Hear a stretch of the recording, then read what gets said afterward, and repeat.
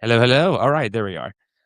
Christian Hernandez here. I'm the senior editor of Sports Video Group. Thank you, NAB, for having us. If you read the title of the session, it's kind of self-explanatory. We're talking about the stadiums of the future.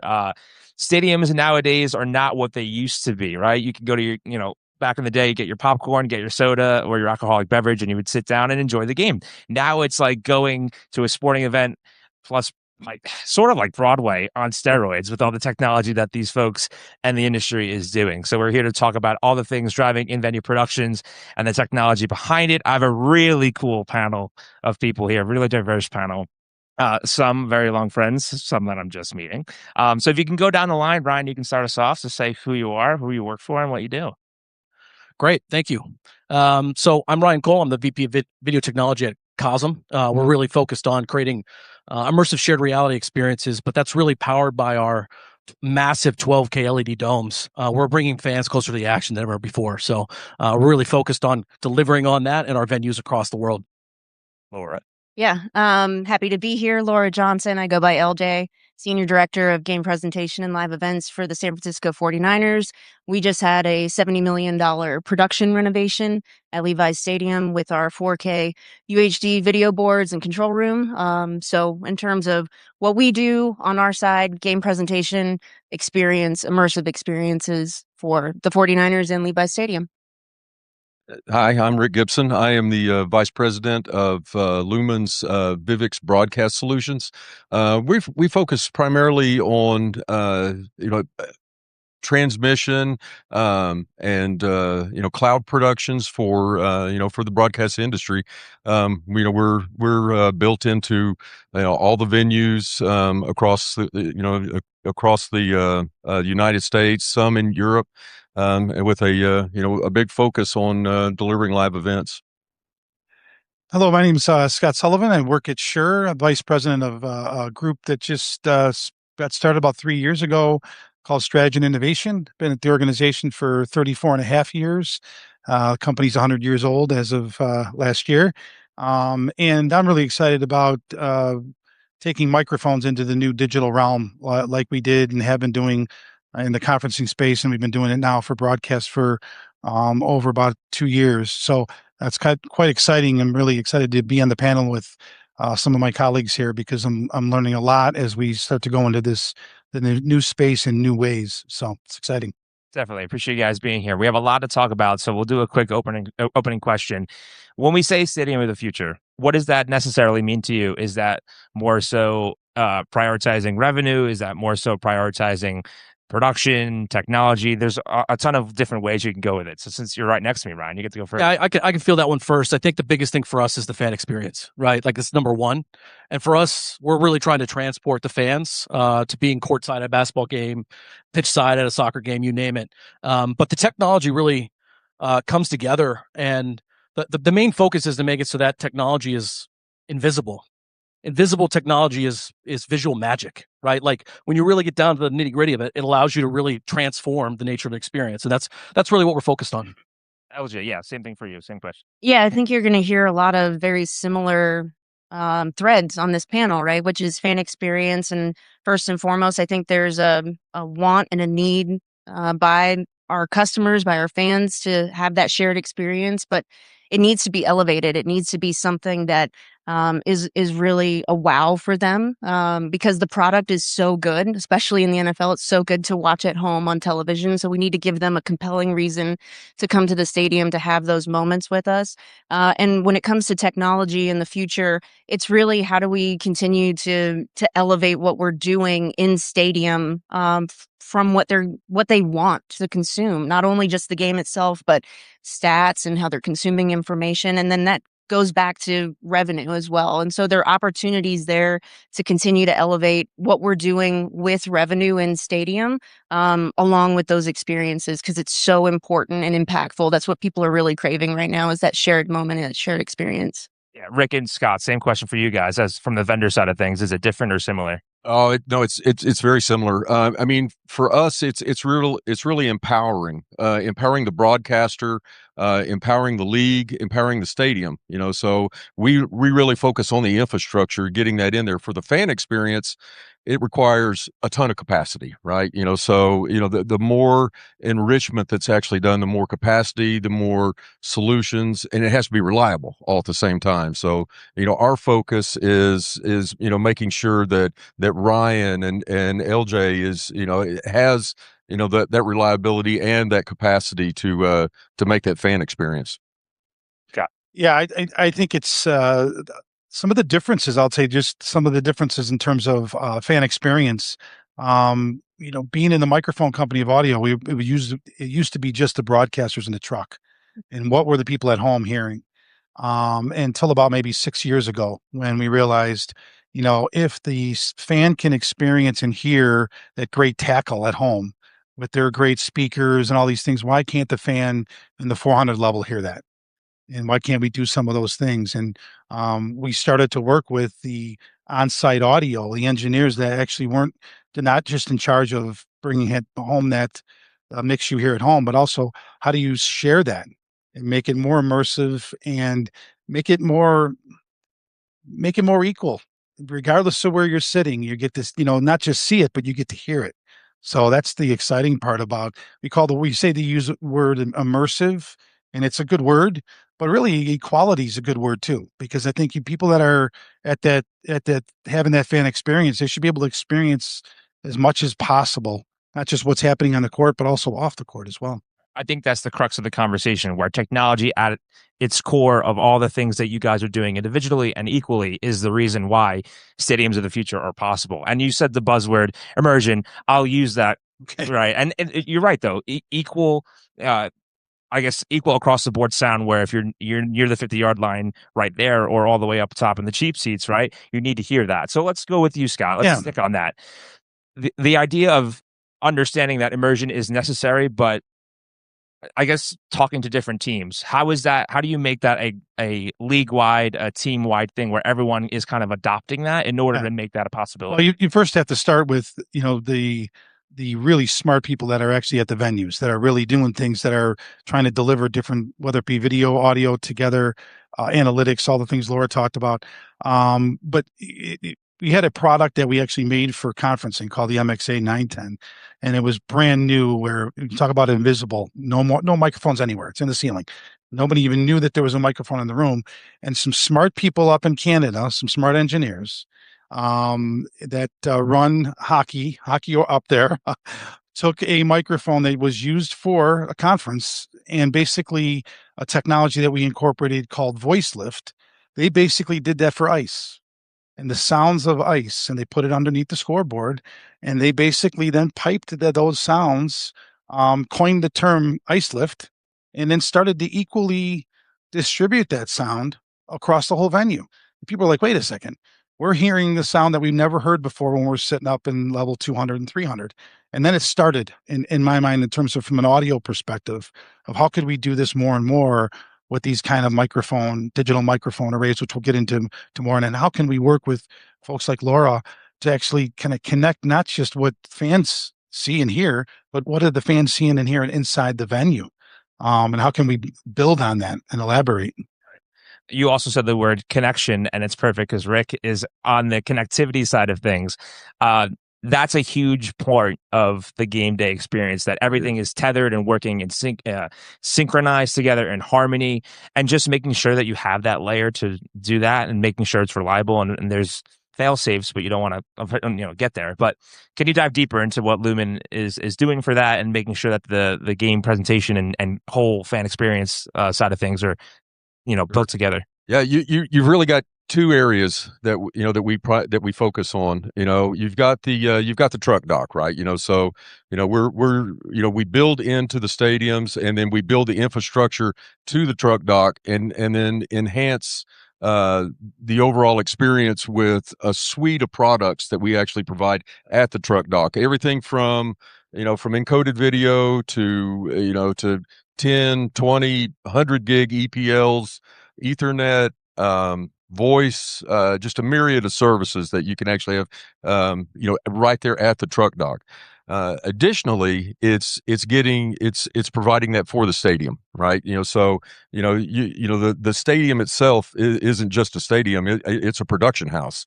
So they need a ton of capacity, and they have to be able to move content in and out of the stadium at the same time. So it's building all that infrastructure in and having those services available.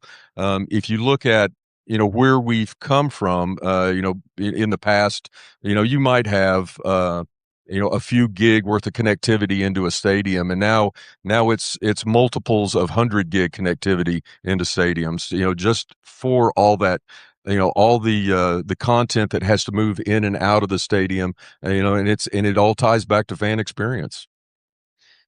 These two individuals have, I'm biased, fans of both of you guys. So it's one of the cooler venues out there in your own respects, because when we say COSM as a venue, it's kind of that through line, because the game is not actually happening at your space, but it is happening at your space in the way you're doing it. But LJ, we'll talk first. That renovation at Levi Stadium is built on all the technologies that you and your team and your organization at the highest level is really committed to.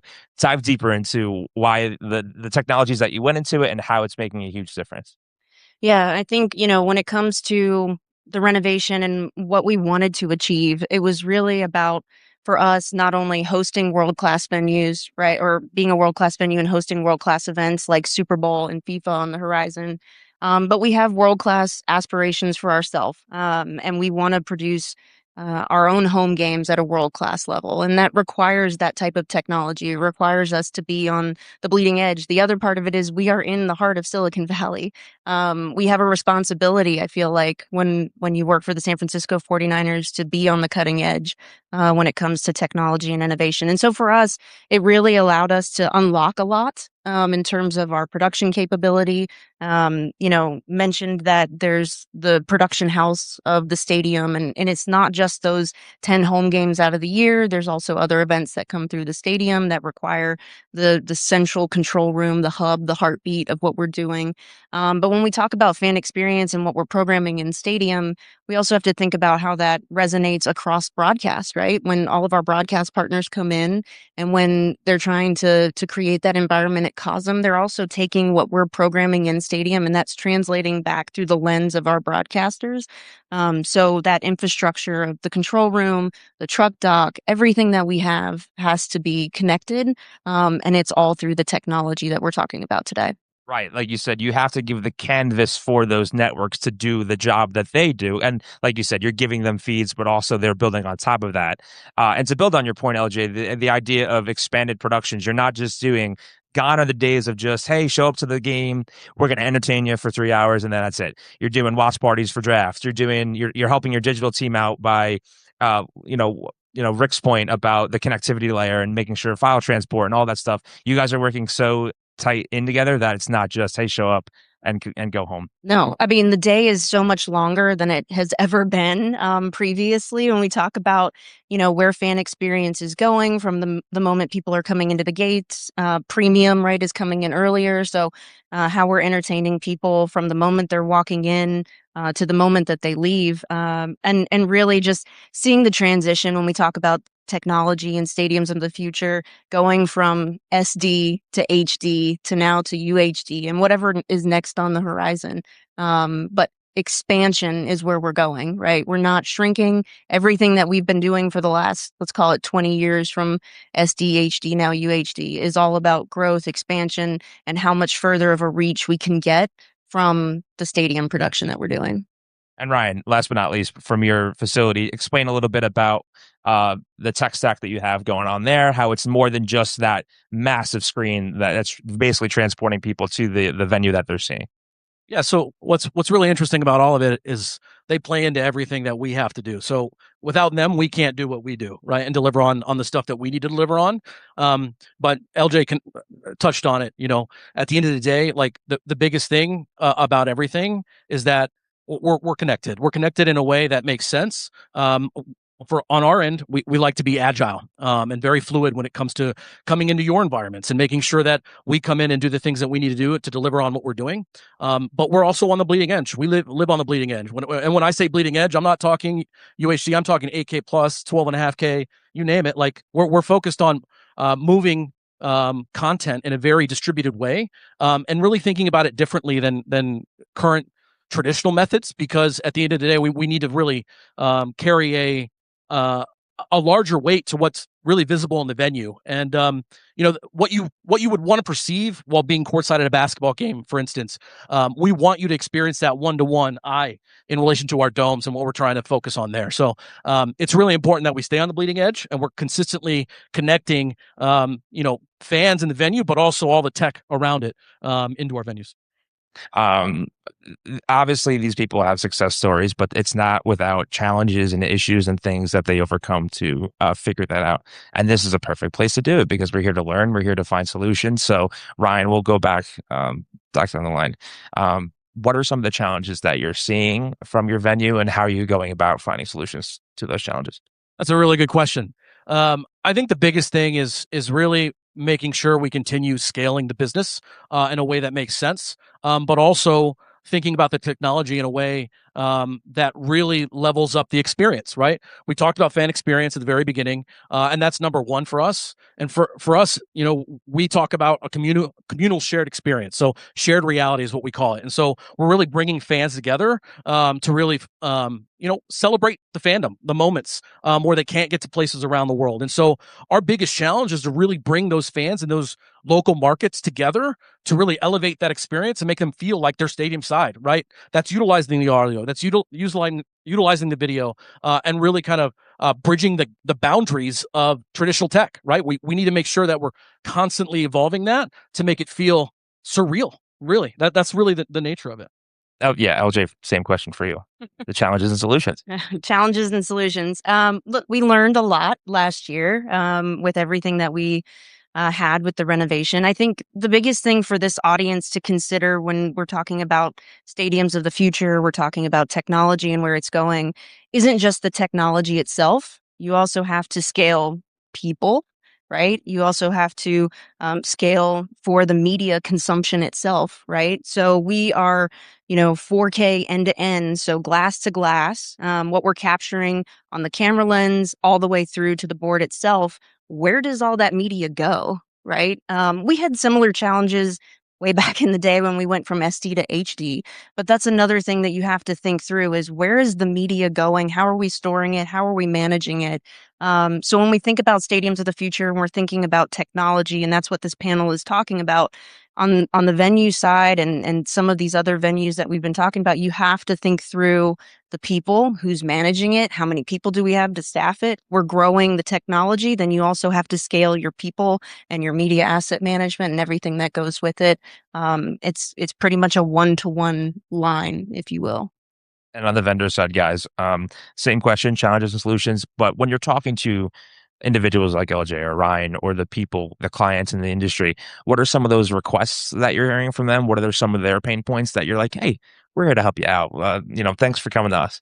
Well, the requests are, I would say, based in flexibility, right? Everybody needs something a little bit different, right? LJ's needs are going to be a little bit different from Fox or CBS or NBC or Prime. Everybody needs something just a little bit different. So they want the flexibility to place an order, but then change that 15 minutes before the game. So there's a big requirement of flexibility. The thing everyone focuses on is reliability. It's you're always, you're only as good as your last feed, right? So if you go off the air, that's not good. So we have to, when we look at a stadium, because we build into these stadiums, it's our glass, it's our transport, it's completely managed by Lumen. And we take a look at that, and whenever a stadium's being constructed, like the new stadium in Nashville, the one in Buffalo, we look at those and go, okay, how do we actually build diversity out of the stadium? With separate glass coming out, different entrances, different paths to different locations within the city, to make sure that that you don't get that backhoe fade, on a Sunday. So it's a big focus and an area that that we're always trying to achieve. Scott.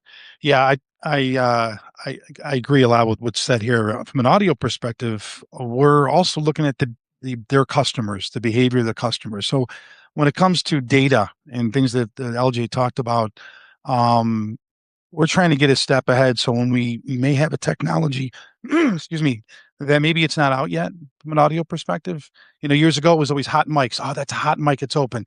That's changing now, right? That mic is actually very, very smart, along with connected to the video camera, connected to how you drive revenue from that. We need to get ahead of that. So getting ahead of it might be, hey, we want to hear something we could never hear before. Maybe the sound of that tackle, it never sounded that way, and it's really, really entertaining. We should be going through what we're doing, understanding what those behaviors are, so we can sit down and talk about the roadmap or experiment.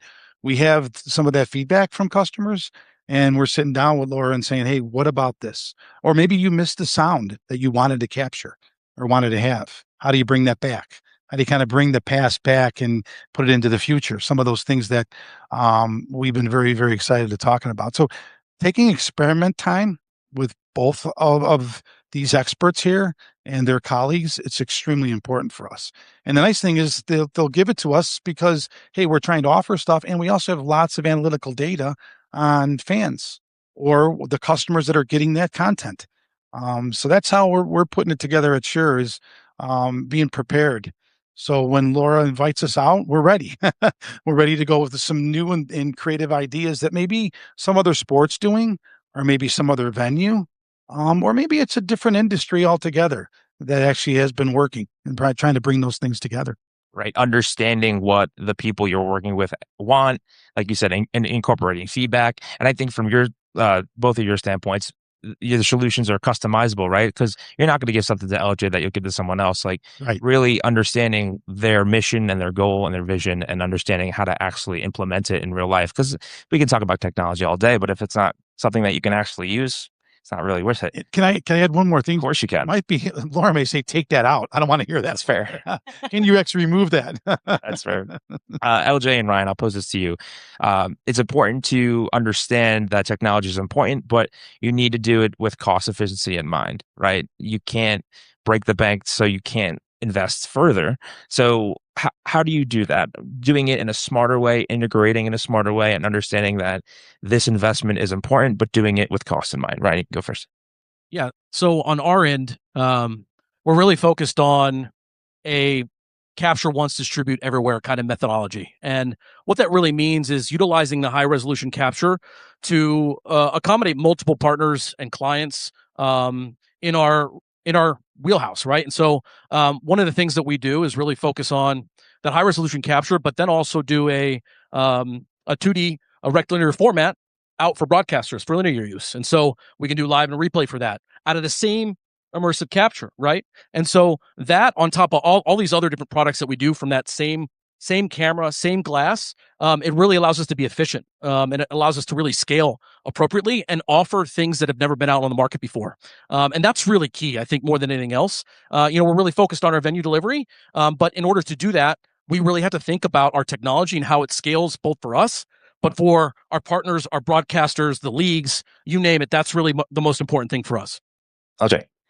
When it comes to the investment, stadium infrastructure to this scale doesn't really come around too often. It's usually every 10 years or so that teams are willing to make that kind of significant investment. And so there's a responsibility to get as much as we can out of the dollars that we have access to.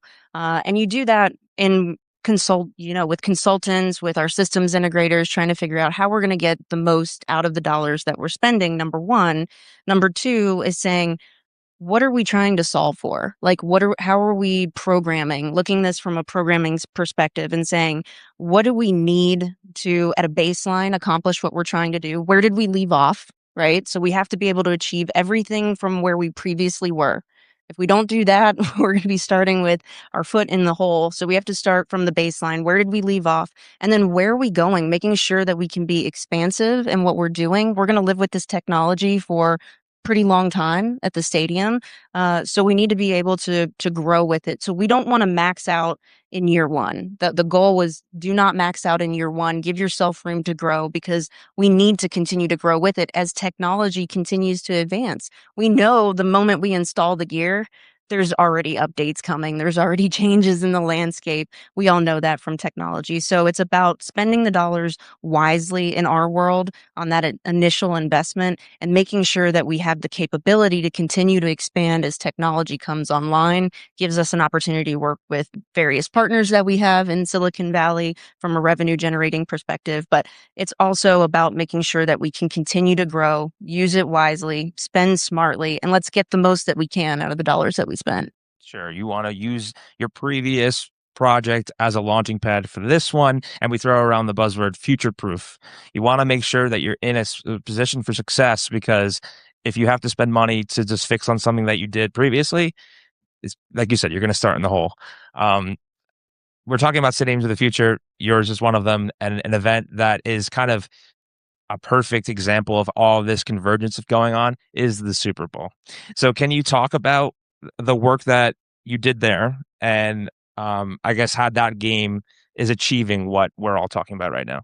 Yeah, so for everybody sitting out there, one of the things that, we talk about Super Bowl 60 being in our building, a lot of that planning process actually happened years prior to that with our renovation project and leading into the project itself. So reaching out to Van Wagner, who comes in and runs the production for the Super Bowl, for the league, having a great relationship with them. But really right after the Super Bowl, I believe it was 57 in Arizona, I reached out to them and said, give me your whole input output list. I need to know what you have and what's coming, so we can build the room to handle that. And I think one of the proudest moments for me standing in that room during Super Bowl 60 is knowing that we built the room to do exactly that, and it performed, right? And that's a really proud moment to know that all of the feeds coming in from the truck dock, all of the feeds coming in from around the building, and what they wanted to accomplish from a league level was achievable based off of all of the years of work that we had put in prior to that. Again, couldn't do it without our consultants, without our systems integrators, knowing that that's what we were trying to achieve with Super Bowl. And to your point, that's one that pushes us to the limit. I mean, we only had 10 home games under our belt prior to the biggest sporting event in the world taking place in our building. That's a lot of pressure, but we pressure tested it the entire way. We ourselves on the 49ers side pushing at every step of the way, every single game, debriefing, going over the notes. How are we going to fix this? How are we going to continue to put ourselves in a position to be ready for that event, and pressure testing it? But really proud moment to see it all come together and know that it was achievable based off of all the work that we had put in. Yeah, that's probably the topic that we haven't brought up, is that with the stadiums of the future being a thing, you're being inundated with so many more things because, like you said, we're talking about in-venue productions, but as broadcasts become even larger in scale, you need a control room and facilities to withstand that and hold the line, because you can't, that can't fall and fail at that moment when it's time to perform. And just one more note on your project. Most people do control room projects and that's it. LJ and her team did a multiple phased project in one go, because it's video boards, it's control rooms, it's lighting, it's audio, it's speakers, and it was amazing for the world to see. So congratulations again.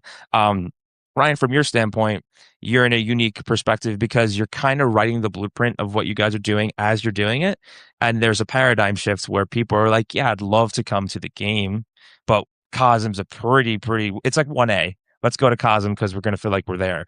How are you doing what you're doing? And also, I guess, setting people up for the future for when this is not, when it's more commonplace, right? When you can understand that this is how we do it. This is room to grow. What are your thoughts? Yeah, I think the first thing is that, again, we're very agile when we come into our productions, and our footprint is like a 28 RU rack out in a stadium, and we're constantly focused on delivering the production value that's required of our fans. But it's really thinking about the venues a little bit differently. Like the way that we contribute to the fandom for our fans is by really translating the stadium environment of the 49ers into our wheelhouse, right? How do we do that? And how do we do that at scale, right? It's not just about the nature of doing it for one event. It's doing over 450 events, live events a year, on top of thinking about how we regionalize that across our markets, right? And so as we continue building our venues and scaling there on the COSM side, we're really focused on, maintaining the quality and increasing the ability to deliver on our content, but also making sure that we're thinking about all of our partners along the way, and making sure that we can also offer other things and other tools that we've also built and created on our end, because we've found a need in the market for them to kind of level up the traditional broadcast method. Yes, we're going to bring Rick and Scott back into the conversation because I think it was you, Rick, that talked about the idea of venues now being media environments. So with that in mind, I just talked earlier that there's more things occurring just inside those four walls. There's digital activations, there's social media integration, even inside the stadium, and that needs to come with, latency, connectivity. So talk to that piece of the puzzle. Sure. Yeah. So, I mean, yeah, absolutely. I mean, eliminating latency is one of the key areas that you have to focus on. If you're encoding, or if you have actual Ethernet that has just increased latency, it's a non-starter. You go back to the Super Bowl. If you look at the type of media event that is, for that game, of course we carried it for NBC and for the NFL. But for an instance like that, we have all that connectivity, we have all the services inside the stadium, but for that level, we actually even send an expando and then extend our fiber from the stadium out to the expando. So you basically have a pop on site. So it's just like a localized pop, that we can actually turn, that you basically have all the broadcasters, all the media outlets can actually run over and connect right up to us with fiber, and then you're on our backbone for that event. And so we typically do that for all major for all the major events. Wow, all of a sudden I got really loud too. But yeah. So it's really how with each event, it's a different media experience for those stadiums. And yeah, go ahead, Scott. Yeah, if I could just touch on the previous point, though, you Sure. were making with Laura and Ryan. I think it's important from, vendors to actually come together. We just had an announcement with a new partner, Edge Sound Research, that does some really, really cool things with sound and matching sound to video with their virtual sound engine, but also with immersive on the output side, right? Where you can actually feel and get involved in the game very, very different by using our audio and some of their brand new kind of very, very innovative the transducer devices. We need to come together with partners to when we're going to sit down with Laura and Ryan. We're going to say, hey, we figured some of these things out together, and it's not just one partner. It's two, maybe it's four, but we're coming together. So we're bringing this solution together for you. And we've either figured it out, or we've actually come across, pitch it, say maybe there's some other ideas that starts the conversation up on what that future roadmap thing could be. So you're basing that partnership on things you already know today. But then you're also saying, hey, we're going to spend the money. We're going to invest in these other companies and form partnerships so we can actually provide better solutions to Laura and Ryan. So that's on us. We need to be doing that. We need to be investing that way ahead of time. So I did want to get involved in that part of the conversation, because we're doing that. And we're doing that with other partners. It's not just one component, one microphone. It's a combination of a solution, and thinking about that way ahead. Right. There's definitely a flow chart, because if you're providing LJ, Ryan, and then end users out there with better technology, you're putting them in a better position to better serve their fans. Better served fans mean they're going to come back. They're going to create attachments to the team or the game or the production or whatnot.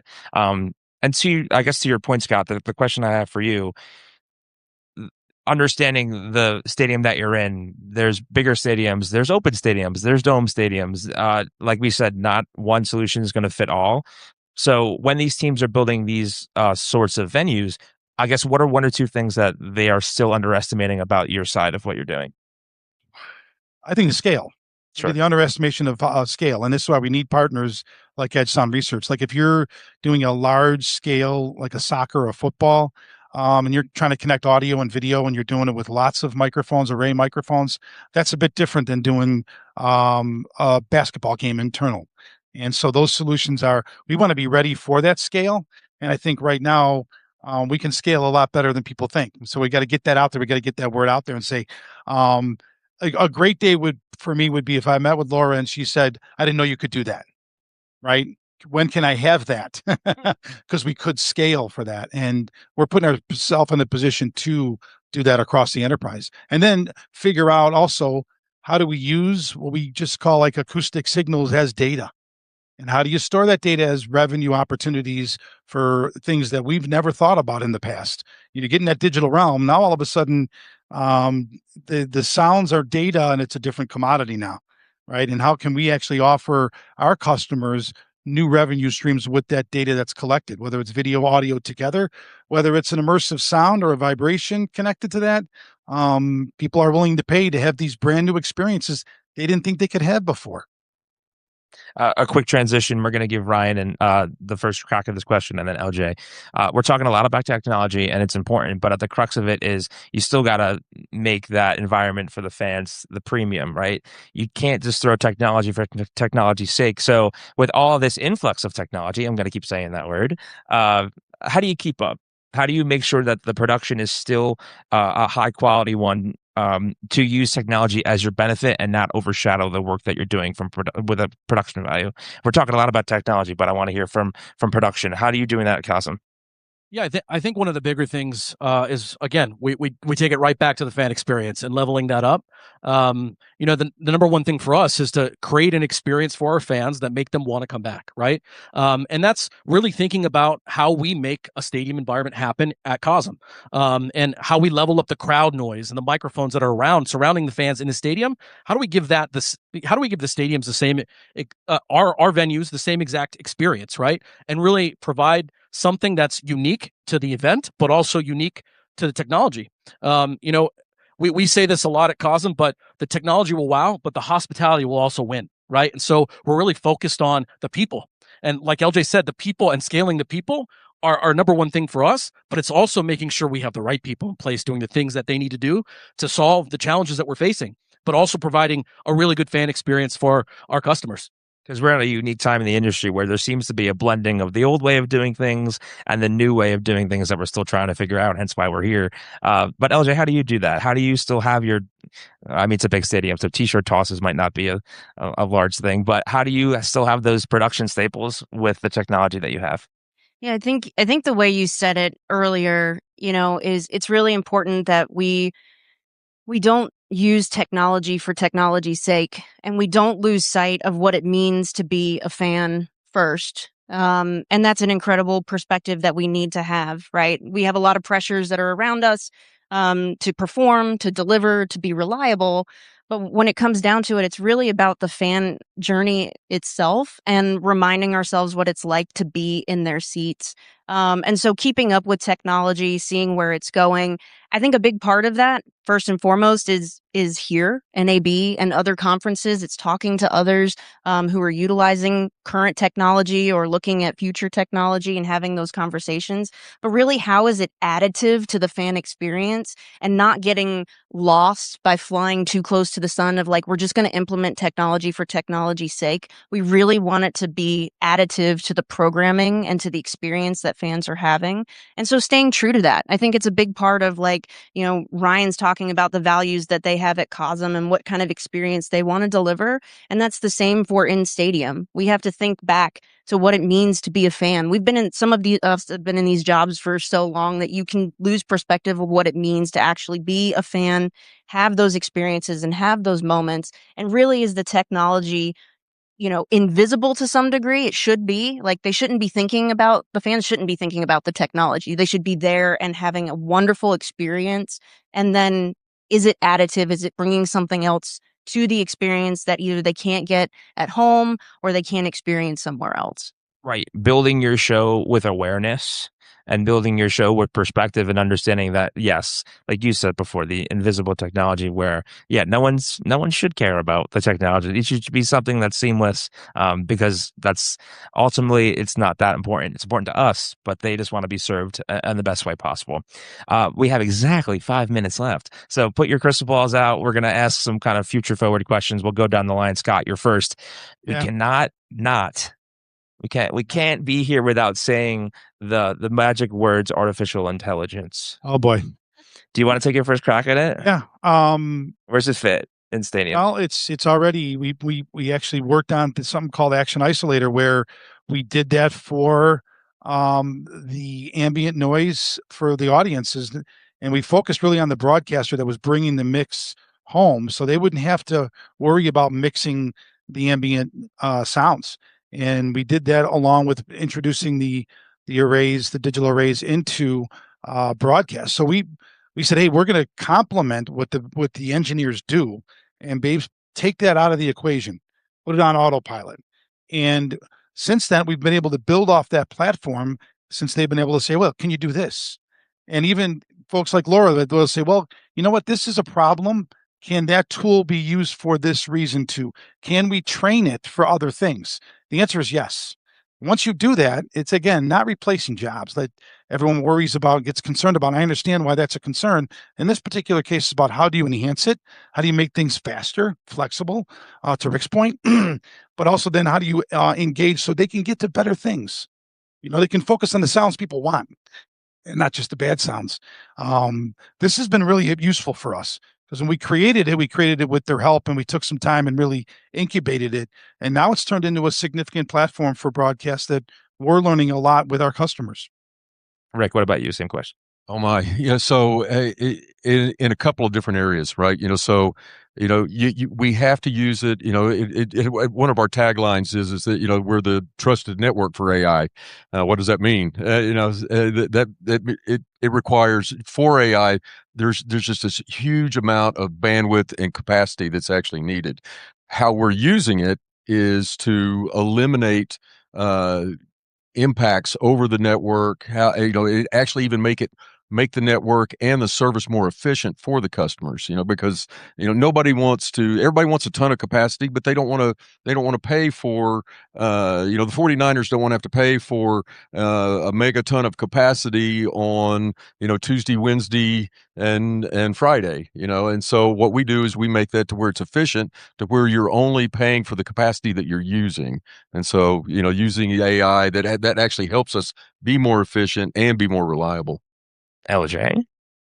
I'm very excited about AI and where we're going as an industry. When I think about how many pieces in our systems and in our workflows are still manual, and how much time that takes up, and where AI can introduce efficiency to allow us to be more creative, I think is what's really exciting to me, because we want to spend more time being creative, creating these experiences for fans, creating moments for them. And to do that, we need to get the other pieces taken care of that just take too much time. And so when we think about how we're managing media, how we're managing all of these assets that are coming in, the thought that AI can replace some of these manual processes for us to allow us to spend more time. Again, when you're talking about scale and you're talking about how many people you have, you still have to make as most of the situation as you can with the amount of people that you have. And if you have the advent of AI coming in and taking care of some of these manual processes, really exciting that we could start to leverage that and allow ourselves to be more creative in a space where I don't think AI is going to be able to go, and allow us on the human side to be able to continue on creativity. Right. I think AI is a really good segue into a lot of the different things that we're doing at COSM. One of the things that we really put into perspective is, how do you get more efficient? Just like LJ said, how do you get more efficient with the people you have, but also how do you create and consistently deliver, right? And more so, how do you deliver on things that were never possible before, right? And we're a company, we deliver on things. We're a company that's delivered on things that have never been possible before. And AI is at the forefront of what we're looking to continue building on top of and training models to do a number of different things, whether that's taking PRs out of software related workflows, right, development cycles, or utilizing it to really track the data, right? At the end of the day, going through data for hours and hours and hours on end to find a small thing that AI could do for you in 2 minutes, that's incredible, right? And that's really important as we continue to scale on the COSM side. Awesome. Look at that. You hit it right when it said 0. Saw it. Knows how to produce. One topic that I'm sure is going to be a big one that's on the show floor. You can book it. Obviously, it's not a big bet. I could do this all day, but we ran out of time. I'm sure they will stick around if you have any questions. But Ryan, LJ, Rick, Scott, thank you for the time. Round of applause for everyone. Thank you very much. Thanks. Thank you. Thank you.